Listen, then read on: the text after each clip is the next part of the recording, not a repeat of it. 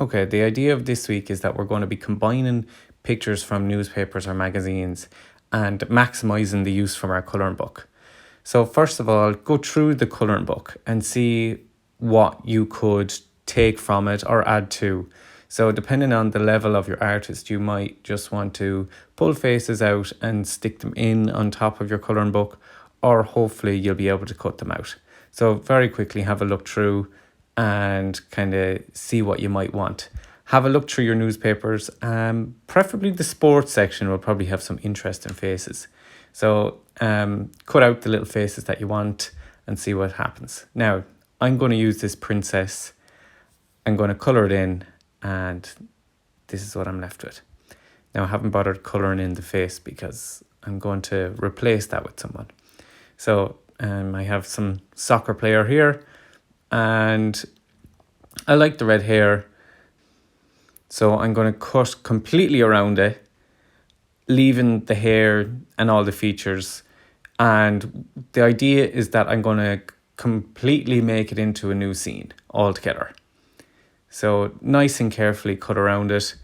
There again, like, your artist might not be able to do all this scissors work.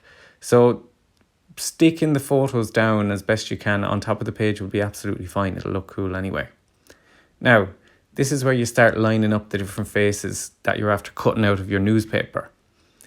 And once you've done a good job on them, so you could see that line across his head. So if you hold the cutout from your colouring book up against the window, her fringe is actually going to, you'll see it from the other side of the paper. What I did was I then traced on top of my head, just so the face sits on top of the new model a bit more flawless. See the way there now? The fringe nearly looks like it's part of him. So that might be a cool addition. But to make it really easier for myself, I just cut off the hair and cut off the head altogether.